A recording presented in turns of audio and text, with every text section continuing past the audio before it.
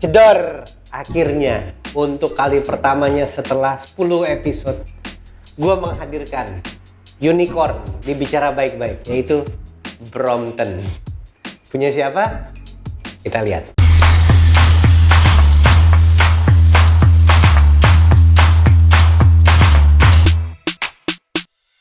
Seperti gue bilang di opening tadi, sepeda lipat atau Brompton pertama di Bicara Baik-Baik. Catat ya, ada yang pernah bilang nggak suka Sally ya, nggak suka Brompton ya. Ada komen-komen sebelumnya, enggak, gue bukannya nggak suka, cuman teman-teman gue seputaran yang deket gue itu jarang yang punya Brompton. Dan ini adalah Brompton pertama. Selamat datang. Kalau ada awardnya gue kasih nih sebenarnya. Nah, Onik ini adalah orang di belakang Ultraviola. Dia seorang seniman, artis, kalau ngomong artis soalnya suka salah persepsi orang ya. Yeah. Artis sinetron, artis apa aja. Ini namanya seniman yang karya-karyanya mungkin bisa lo lihat selama ini, tapi lo nggak tahu siapa orang di belakang itu gitu. Yang erat dengan neon, warna, shocking color gitu.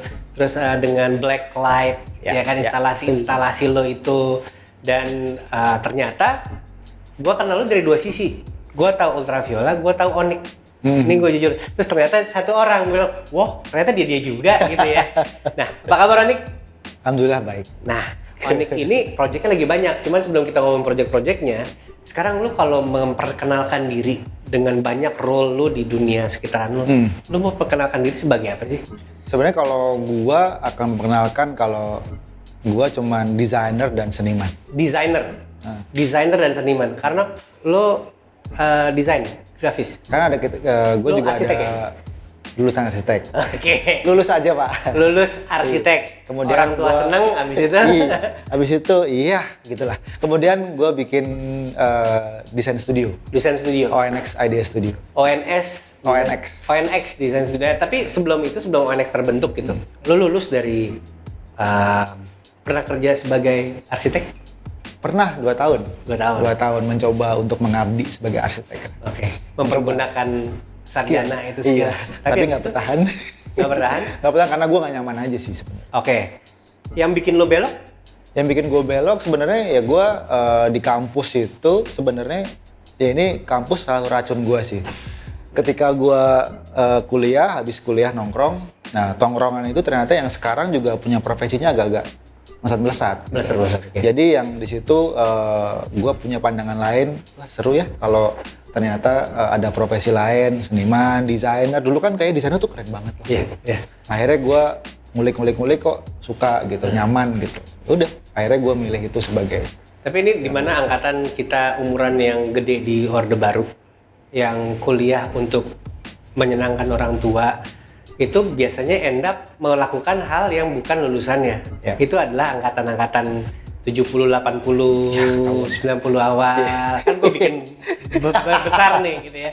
Gue graphic design lulus, tapi gue belok ke marketing. Masih deket sih, siaran gitu. Jadi kayak ada temen gue, banyak kan arsitek, anak sepeda juga, larinya akhirnya ke desain. Ada yang larinya ke restoran, macam-macam gitu. Tapi kalau sendiri akhirnya nyaman di desain, terus abis itu buka ONX. Itu biasanya orang kalau berani buka studio karena ada project. Kalau lo dulu gara-gara apa? Sebenarnya gue tuh udah project sendirian tuh. Dari mulai lulus kuliah 2003, gue udah freelance lah. Freelance, kemudian cari kerjaan, dan gue sempet ikutan bikin majalah. Kalau dulu ada di Bandung, namanya Bandung City Mag. Kita bikin, ya gue bagian desain, kemudian fotografer juga. Akhirnya gue fotografi sama desain. Kemudian gue ngulik, dapat klien kecil sampai akhirnya kok nambah. Sampai 2011 ada satu perusahaan multinasional yang akhirnya ngajakin gue pitching, gue menang, dan lanjut sampai sekarang yang kayaknya nggak bisa kerjain sendiri nih gitu. Gue nambah satu sampai sekarang ada 10 orang. Jadi dari 10 orang itu ibaratnya directionnya dari lo mereka mengerjakan atau semuanya terlibat? Dari atas sampai kalau gua tuh tipikalnya kayak gua menerapkan apa yang nyaman di gua. Jadi di tempat gua tuh nggak ada tuh strata director sampai desainer. Jadi gua membuat orang punya kesempatan yang sama, cuman emang gua pilih. Misalkan decision kalau gua nggak ada, lu decision. Tapi semuanya gua kasih kesempatan yang sama gitu. Misalkan yang satu awal langsung gue dari ujung ke ujung pusing kan. Jadi yang udah lama nge-backup. Gue pengennya tuh semua punya throttle yang sama, punya cara yang level yang sama. Karena mereka banyak kan gue hire tuh dari beda kayak gue sih, beda ini. Lulusannya beda? Iya, karena menurut gue mereka pasti punya keunikan sendiri. Gitu. Tapi paling nggak apa yang dikerjakan dan dia taruh di CV itu, apa yang mereka yakinin atau mereka apply, itu adalah yang mereka nyaman kan? Iya, kayaknya ya. Mudah-mudahan. Nah, Tapi tadi kalau aman sih. ketika lo memperkenalkan diri sebagai desainer dan juga seniman gitu, ini bisa gue artikan sebagai ini nggak sih? Desainer yang menghasilkan duit, seniman yang menjadi ladang ego lo. Itu malah menurut gue nggak bisa bilang gitu juga sih. Kalau gue bikin berkarya itu menurut gue ego pasti ada, tapi itu penunjang dari desain studio gue. Oke. Jadi ketika desain studio, ketika itu misalnya foundernya seniman juga, pasti punya uniqueness gitu. Sendiri. Karena gue pasti akan memasukkan seni ke dalam desain. Oh, karakteristik seni ke dalam desain. Iya, yaitu kenapa kemudian ketika pengkaryaan itu menjadi lebih serius, gue pecah jadi dua. Kenapa ada namanya Ultraviola by Rebellionic sama ONX Audio Studio by Roni Rahardian. Oke, nama asli. Perbedaannya masing-masing apa sih kalau kita ngomongin? Ya lu harus menjelaskan gitu di atas kertas. Iya. ONX Studio by Rebellionic dan ONX Studio Ultraviola. Roni Rahardian. Iya. Jadi ONX Audio Studio itu ada PT-nya, kemudian emang institusi resmi. Ini billing dari sini semua nih? Billing dan semuanya paper dan semua dari sini. Kemudian itu dengan ya legalitas nama asli semua lah. Kemudian ada Rebellionic di mana gue berkarya secara personal, membuat project namanya Ultraviola yang awalnya hanya sebagai mungkin awalnya ego, yang sekarang menjadi support system juga untuk ONX juga. Jadi kayak kadang-kadang ONX disupport sama Ultraviola, kadang Ultraviola disupport. Jadi kayak emang dua ini tuh tektokan untuk saling support aja. Ketika ego berubah menjadi support system, itu momennya kapan nih? Momennya kapan? Untuk lu sendiri? Oh, kalau gua ego jadi support system ketika itu jadi marketing sih sebenarnya. Jadi gua nge-build dulu dari awal adalah Ultraviola Project tuh project keren loh. Karena ada studio, ketika gue ketemu klien gue punya project keren nih, gitu-gitu. Jadi gue tempatkan project gue keren gue yang khayalan tadinya, udah gue setup tinggi. Oke. Kebayang kan lo? Iya, kebayang. Gitu, jadi emang akhirnya gue nggak dari bawah juga, gue langsung setup tinggi, dimana itu selevel sama studio gue. Tapi saling support, ketika lu lagi bawa Ultraviola pun, ketika klien minta project portfolio lah istilahnya, ini project hasilnya. Isi. Jadi emang dua. Selalu berhubungan? Sama gue tuh gini, ketika gue ketemu dengan Circle Art, gue mempromosikan ONX. Oke, ketika lo di ONX? Di ONX, gue mempromosikan Ultraviola. Jadi dua circle yang berbeda, akhirnya gue punya irisan. Berarti sebenarnya bisa ya, namanya profesi, passion itu jalan berbarengan tuh sebenarnya masih bisa? Ya, so far sih kalau gue kayak gitu.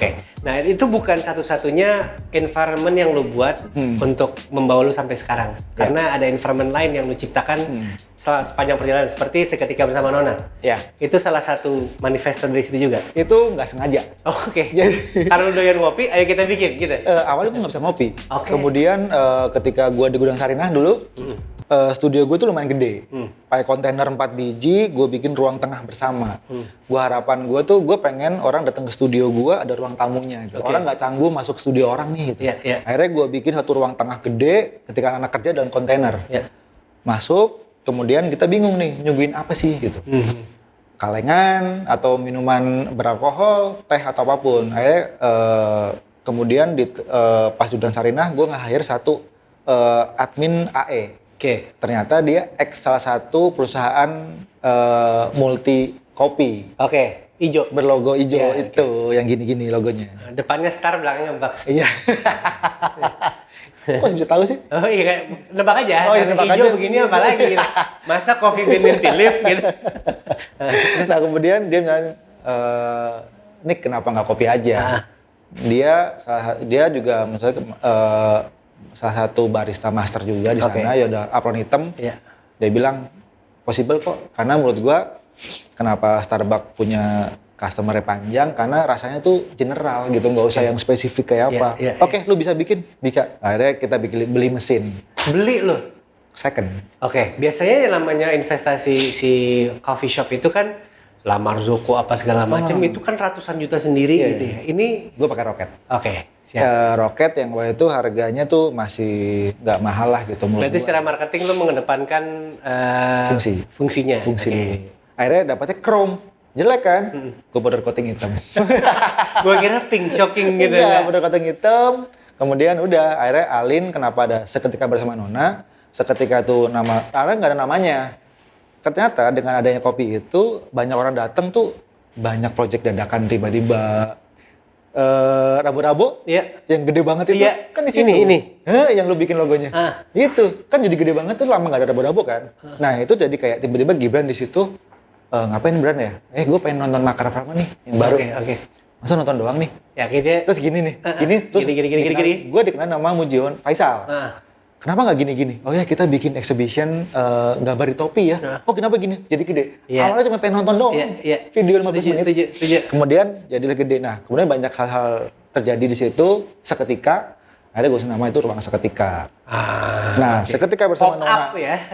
Seketika itu bisa diterjemahin sebagai pop up nggak? Iya, bisa jadi. Dan Seketika Bersama Nona ini lebih karena seketika ruangnya, Nona itu Alin waktu itu. Karena Alin itu yang membuat menu semuanya. Gitu. Tapi awalnya Seketika Bersama Nona kan support. Apakah sekarang sudah menjadi entity sendiri? Yang menarik itu adalah Ruang Seketika itu di dalamnya ada gua, Alin, sama Arya. Arya itu project manager gua. Ketika di ONX, gua tuh ketika interview gue bilang, gua nggak menjanjikan jenjang karir gua lo di ONX ya. Jadi jangan harap lo akan punya jadi director, junior, senior, itu gua nggak ada. Gue cuma ada lo to be member atau lo to be partner. Gitu. Akhirnya di Ruang Seketika, gue bilang sama semua yang interview, gue bilang, ketika lu ada satu hal project ataupun hal besar yang pengen lu bikin dan ketemu gue, ayo, salah satunya Ruang Seketika. Akhirnya Alin, Arya, partner gue di Ruang Seketika. Dan mereka punya satu level sendiri kan, gitu. Dan itu pun terbuka buat semua member di ONX. Gitu. Sekarang kalau ngebahas dari apa sih si environment ini, posisi sepeda tuh ada di mana di tengah situ? Kalau ngomongin sepeda dulu ya, gue bisa bilang sepeda itu save my life sebenarnya. Save your life? Yes.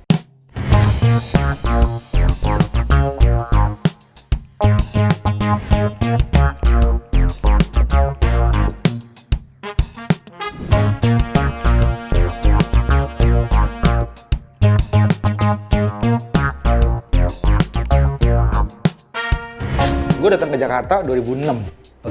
Itu dari Bandung? Dari Bandung, lulus 2006, gue habis merit ke 2006 sini ngekos di belakang Sudirman gitu berdua. Gue gak ada teman, sama sekali gak ada teman. Asli, yang gue siapa ya? Itu kontakin teman gue kuliah juga pada kerja gitu. Dan gak banyak kan masih di Bandung, belum lulus. Cir, kampret. Kecepetan nih gue lulus. Akhirnya gue kerja di satu desain studio kecil di Fatmawati itu. Gue kerja selama 2 tahun, yang akhirnya 2009 Iskir. Iya. Ada tuh. Wah, gue main karena gue suka. Gue gue kontak Riva Bandung, Riva Rivo. Oke nih, ke Bandung aja gue buatin gitu. Dengan gue pakai sepeda, gue kenal semua orang di Bandung, di Jakarta. Itu awal lo untuk gateway pertemanan. Iya, dengan sosial. Yang akhirnya semua pertemanan gue yang dari Fixed Gear itu sekarang banyak yang jadi partner kerja, kolaborator, klien. Ya itu gue bilang kenapa sepeda save my life. Dari 2009 itu 2009 yang Taman Menteng nah, gitu. Banyak cerita yang berawal dari Taman Menteng. Termasuk gue juga punya cerita dengan bisnis sampai Pias. Termasuk juga kemarin Anton Wiryono. Dari situ feature sih sebenarnya udah dari sebelumnya ya. Cuman Goods Dev dan segala macam berawal dari situ juga. Ada juga macam-macam ya, LBB. Pokoknya semua punya Taman Menteng sebagai background, sebagai momen. Tapi momen apa sih dari Taman Menteng, dari pertemanan lo selama dari Taman Menteng sampai sekarang yang benar-benar life turning? Ya gue kenal ternyata yang main Fixed Gear itu satu passion sama gue mungkin ya. Dan nggak tahu kenapa sampai dulu sampai sekarang itu masih deket nih. Dan ketika mereka besar, kita juga tumbuh, ketemu lagi. Dan itu kenapa gue bilang itu turning point gue di sepeda. Beneran, itu gue mengenal semua orang yang sekarang support sistem gue di bisnis gue itu dari sepeda. Oke. Ya kenal Taman Menteng itu. Berarti di 2009 sampai sekarang lo konsisten bersepeda? So far. Gue sempat vakum tuh 2000 berapa ya? 2011 masih 2012 tahun. Habis itu gue sepeda lagi. Vakum gara-gara? Mungkin karena gue mulai ribet nih. Gue sering keluar kota. Oke. Kemudian yaudah gue sepeda Bukan lagi. karena bosen? Gak tau, gue suka banget sepeda. Oke. Jarang sepedaan waktu itu. Gue suka sepeda. Soal ini kan akan menjelaskan, banyak yang bertanya, 2010 demam, 2020 demam sepeda lagi. Yang sampai sekarang tanda tanya adalah 2010 kenapa ngilang gitu. Biar nggak keulang di 2020 kan banyak yang sepeda terus habis itu ngilang. Tapi buat lo sendiri karena lo overload, karena pekerjaan. Nah yang bikin lo balik sepeda karena ada waktu lagi atau ada alasan lain? Balik ke sepeda lagi karena gue udah tiap hari ngeliat sepeda gue digantung di belakang gue nih. Kayaknya gue pengen pakai deh gitu. Cuman kok face gear udah nggak nyaman nih gitu. Akhirnya face gear gue dandanin, gue gantung buat pajangan.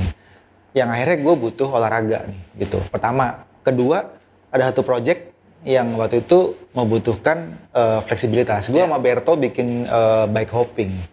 Jadi gue pengen mengajak orang-orang tuh hopping ke beberapa daerah, ke beberapa tempat art, studio orang gitu. Ini yang kemarin nge-support desain distrik, Bintaro Desain District. Tadinya. Cuman kayak nggak keburu, yang akhirnya ya udahlah sepeda sendiri. Pengennya tuh gini, dengan bike hopping, gue ngajakin lo nih satu objek menarik nih, terjadi diskusi di sana. Yang awal cuma berdua doang sama Berto nih, akhirnya ngajakin yang lain. Yuk, hebat tuh kan disupport sama RFF juga tuh. Ke Jogja, bawa Gibran, bawa. Gitu. Jadi kita ke Macmoors, makan, ke studio siapa, Mas Okto. Jadi kita bikin networking baru. Nah ini pola pikirnya dari, menurut gua pola pikirnya hanya terlahir dari ketika lo ngambil kuliah arsitek dan juga seni, ya kan? Karena diskusi itu. Diskusi penting betul. Ketika lo aja ada menaruh kata diskusi itu udah levelnya udah beda sama kayak nongkrong, beda. Nah kalau ngomongin si bike hopping tadi, sekarang pasti lo masih lakukan terus. Karena gua lihat beberapa kali lo melipat sepeda, kebetulan Sally lu naik kereta ke kota apa maka terus balik. Itu kegiatan yang paling simple dan itu yang paling make sense kenapa lu punya sepeda lipat gitu. Betul. Alasan orang beda-beda nih beli sepeda lipat. Menurut lo paling tepat untuk punya sepeda lipat tuh ketika apa sih?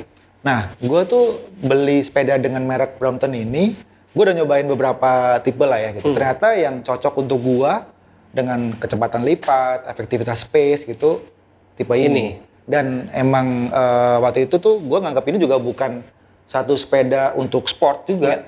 Gue butuh gini, dari rumah gue Pancoran ke stasiun Pen Hill, itu 4 kilo. Itu tuh kayak naik motor juga parkir ribet. Akhirnya gue pakai ini. Gue cobain meeting bentang-bentang selama MRT jadi ngebentang gitu, enak banget. Gue 2019 itu gue pakai sepeda terus. Nah, 2009 ini juga dengan kemarin waktu kita ngobrol-ngobrol di Future Culture ini juga keangkat. 2019 lo pure bike commute ya. Itu ada yang bisa lo ceritain sih dari situ kayak kesulitan kah atau kayak this is ternyata make sense buat di Jakarta untuk make sense sih. Cuman karena waktu itu alasan gua harus nyobain setahun, ada satu project ntar gue ceritain lah. Tapi yang pertama adalah gue tuh pengen nyobain di Jakarta tuh alternatif moda sambung tuh bisa nggak sih? Karena kita pernah workshop sebelumnya sama Berto, gue pernah undang Rangga juga. Ternyata make sense. Tapi dengan beberapa catatan ya gitu. Yang catatan ini adalah ternyata jadi source gue untuk data project gue selanjutnya. Nah, waktu itu ini apakah project yang sama waktu kita obrolin di Peca Kuca? Sama. Jadi waktu itu di Peca Kuca, gue sempet dari CGV kan gue kerja di CGV ya. Gue punya ruangan, kita bikin Peca Kuca di situ dan kebetulan hari itu ngomongin temanya adalah art for cities atau apa gitu. What next Jakarta? What's next Jakarta akhir tahun 2019 ya. Jadi pembicara di situ salah satunya Onik dan lu ngomongin soal city development tapi yang ramah untuk pesepeda. Karena dibanding 2010 dan 2020 Jakarta udah jauh lebih ramah untuk sepeda, bener nggak? Jauh nggak? Apa? Sama aja sih. Sama aja ya? Sama aja menurut gue. Nah, lu kolaborasi sama sebuah brand internasional waktu itu nggak salah ya? Itu ceritanya kayak gimana? Ya waktu itu ada satu momen di mana ada satu festival musik juga yang itu tuh route-nya hampir sama yang di luar tuh. Coachella ya. Coachella, kemudian di sini ada Coachella. Coachella sih. Ada festival musik juga. Yang relate ada sponsornya juga mobil itu. Kemudian ditawarin lah karena kemudian ditawarin gua collab seru kali ya gitu. Karena ngomongin dari lu? Enggak, dari mereka. Karena ternyata ada satu dulu editor majalah kerja di sana yang dulu pernah tahu karya gue kayak apa. Again dari masa lalu nih. Masa lalu. Gitu. Kemudian kita konekin, kita konsepin, jadilah skin itu. Ya di balik cerita itu ada satu yang menarik sih. Komitmen mereka tuh gila sih. Datang mobil silver. Gue bilang gue nggak bisa nih karya mobil silver. Ditemin dong, dicat, di silver, di wrap. Di wrap hitam. Karena lu mau perlu kanvasnya hitam. Di wrap hitam. Gue juga. Itu nggak murah loh nge-wrap mobil.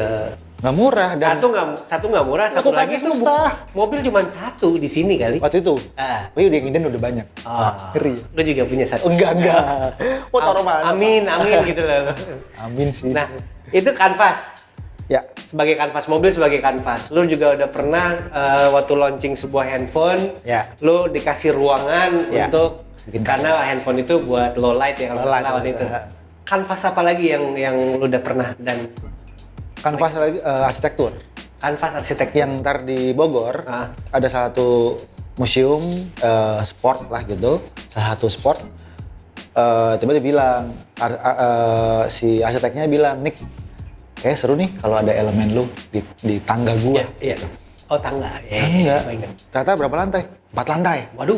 Jadi kayak gua akan terus sampai 4 lantai. Nah. Yang akhirnya lagi on the way, insya Allah sih harusnya bulan depan beres ya gitu. Yaitu salah satu kanvas baru yang gue explore, yang gue masuk ke dalam arsitektur elemen gitu. Dan pasti masih banyak lagi kanvas lainnya termasuk kalau gue boleh nawarin mungkin sepeda kali nanti ya. Ya itu gue pengen sih karena gue udah bilang sepeda itu mungkin akan satu elemen yang akan gue bawa terus karena ya save my life lah. Iya. Banyak cerita yang bisa lo ceritain lewat sepeda sebenarnya. Iya, jadi gue pengen ada kanvas di situ. Dan itu satu-satunya hal yang belum pernah lo sentuh mungkin dari dunia. Belum. Kecuali fixed gear. Fixed gear dulu kan istilahnya lo ngebangun udah lo gitu. Itulah. Cuman kan lebih dalam lagi. Lebih dalam lagi. Kalau bisa ada sepeda yang bisa dikanvasin. Katakan amin dalam kolom komen gitu ya. Jadi udah iyain aja dulu. Nah, satu proyek lagi yang lu bahas waktu di Peca Kuca. Itu baru aja kemarin videonya gue rilis. Muter di mana-mana kan. Yaitu Kick My Butt. Kick Your Butt. Kick Your Butt. Bisa ceritain nggak? Kick Your Butt itu satu hal yang Kick Your Butt intinya gue mengolah puntung rokok. Puntung rokok busa belakangnya. Bagian filternya. Oke, berarti gitu. Sokam nggak masuk ya? Nggak ada filternya gitu. Iya. Nggak bisa Pak. Gitu. Terus akhirnya itu berawal dari ruang seketika juga. Ketika gue ada ruang seketika dan pindah ke Tebet, kan outdoor. Smoking kan. Akhirnya kok banyak ya puntungnya gitu. Oke, jadi problem after solution. Jadi ketika lo udah menemukan solusi namanya ruang seketika, muncullah problem baru lagi yang namanya puntung rokok. Dari situ lo jadiin lagi untuk kelanjutan. Dan itu emang problem sama solusi itu emang selalu muter. Oke. Gitu. Nah, jadi berawal dari problem itu puntung rokok, lo akan upcycling. Iya. Jadi itu gimana? Gue akhirnya mikir awalnya abunya dulu gue. Wah abunya nih kalau terbang gini-gini nih. Terus gue bikinlah asbak hitam gitu. Dari abunya? Dari abunya. Komposit sama ada teman gue namanya Abi di Bandung. Dia bikin sama gluten sama apa gitu jadi keras. Cakep banget. Si abunya ini? Abunya. Jadi campur sama abu rokok, ada abu areng sama potongan sabut kelapa. Oke. Wah jadi... Berapa persen sih abu rokok? Abunya itu banyak kok, itu 50% kali ada. Itu gede loh kalau buat komposit ya. Gitu. Oke. Kemudian jadi terus gue coba explore lagi. Sombong ke salah satu produsen rokok. Rokok. Gue bertanggung jawab nih karena gue mengerjakan rokok, gue bikin ini. Wah gini. Ternyata, tapi abu nggak masalah nih, yang masalah batnya. Oh, cigarette butt ternyata. Karena abu gini juga udah ngilang sebenarnya. Dan dia kalau kita udah kena tanah dengan air, dia netral. Karena kan udah netral. Kemudian dia bilang, bisa nggak? Gue bilang bisa lah gitu, karena itu permasalahan di gue juga. Lalu ketika lu bilang bisa, lu udah tahu yakin bisa? Enggak. Bisanya dulu, karena gue yakin pas gue lihat, wah bisa nih. Jadi apa nih? Jadi benang. Gue sok tahu jadi benang. Bisa nih? Bisa. Ternyata obrolan kita di satu meja itu sama bapak satu ini di bawah meeting global. Anjir. Iya. Dan akhirnya gue taunya kenapa di bawah meeting global dari temen gue yang lainnya, yang staffnya gitu. Nih kok ada nama lu di deck ya? Nah lo, terus deck internasional. Terus ada produk lu. Gak tahu gue. Wah, ternyata abis itu udah meeting lagi ya. Oke Nick, jalan ya gitu. Kan lu bisa jadi benang. Oke. Itu permasalahan dari tahun lalu tuh kayak baru ke cracking itu bulan Juli dari November. Bisa jadi benang. Udah jadi benang. Benang adalah baru step 1, bener nggak? Itu raja terakhir sebenarnya. Oh, terakhir. Raja terakhir. Yang ada nggak yang develop di tengah-tengah akan menjadi benda yang lain? Ketika kita ngedevelop sebuah benang, itu banyak beberapa level yang level raja terakhir nih, level 1 jadi ini nih gitu. Jadi produk lain. Level kedua jadi produk lain yang akhirnya kita punya beberapa produk yang keluar dari research itu yang berdasarkan pakai bat. Oke. Cakep sih, ada. Boleh dong. Nah, gue jadi kayak salesman. Ini kalau ikut sekarang jadi downloader kita, lo akan mendapatkan keuntungan. Lalu ini adalah? Itu adalah insulator board. Peredam 100%. 100% dari puntung rokok? Iya. Nggak ada, beneran. Nggak ada baunya. Kemudian gue ini namanya biopolymer. Biopolymer board yaitu bisa dipakai untuk? Ya apapun. Ceiling ataupun top table. Top table bisa? Iya. Dan keunikannya adalah ketika kita jadi kotak kayak gini nih, kita bisa bikin jadi bahan siap olah lagi. Jadi gue pengen jadi bulat gitu. Ya udah pakai formula kita, dia jadi bahan mentah lagi. Terus balik untuk reshape kan bentuk lain. Gitu. Ya gue pengennya tuh ya ketika kita bikin sustainability, emang sustain dari mulai kita bikin sustainnya juga. Gitu. Oke. Jadi memang bukan recycle tapi upcycle dia. Ya apapun itu sih. Upcycle sama aja sebenarnya. Cuma kita kenapa bilang upcycle mungkin karena kita memberikan value lebih. Value lebih. Ini potongan kita prototyping untuk tagging. Cabun gitu. Tegel. Ini tuh punya daya serap. Jadi kalau kasih air dia akan nyerap. Bagus buat jalanan dong.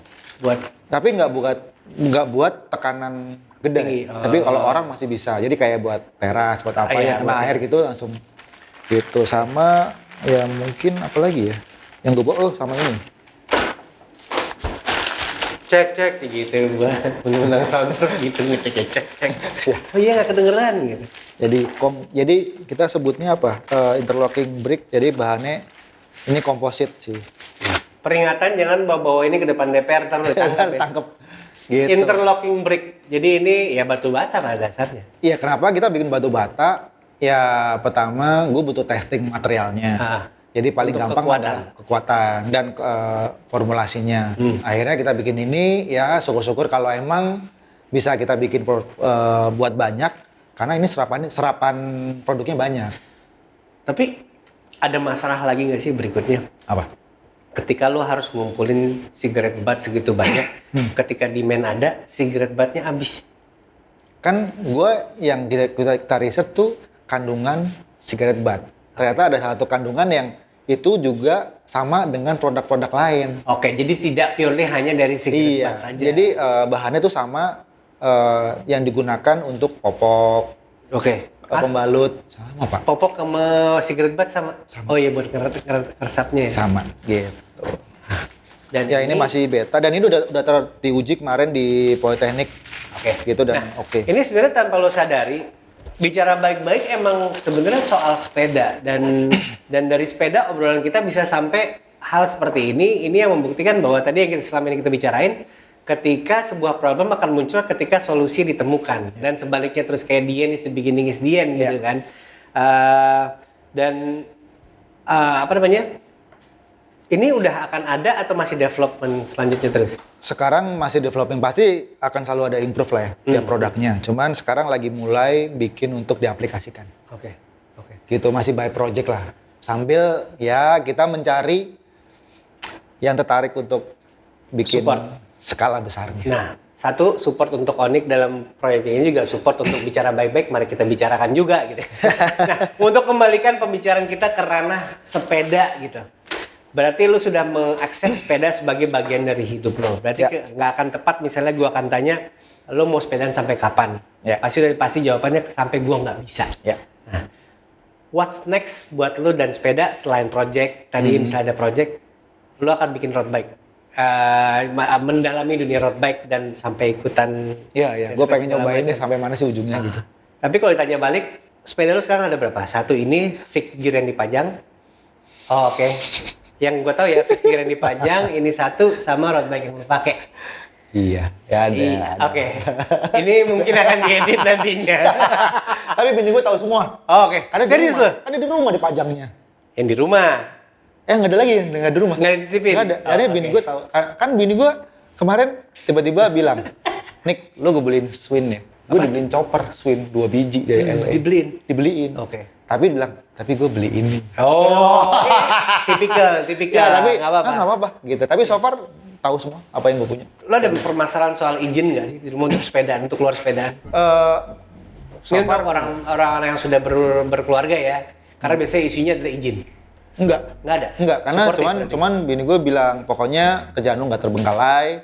Keluarga dari lu terbengkalai. gua butuh, lu ada. Oke. Makanya gue pilih pagi, jam 5:30 jalan, jam 8 dan 9 udah di rumah. Oke. Kecuali bulan kemarin Olahraga ya. Bulan kemarin gue vakum karena anak gue baru lahir, jadi tidurnya masih nggak jelas, jadi gue nggak berani sepedaan. Pas udah sebulan ternyata tidurnya udah cukup. Udah. Kalau ditawarin N+1 sepeda apa sih yang lu ingin punya banget gitu? Of all bikes in the world. Untuk saat ini ya, Untuk saat simple sih. Ini berarti sekarang bulan apa nih? Bulan September 2020. Nanti mungkin tahun depan kita tanya lagi. Gitu. Apa? Gue pengen punya, tapi dua boleh nggak? Jangan satu deh. Oke.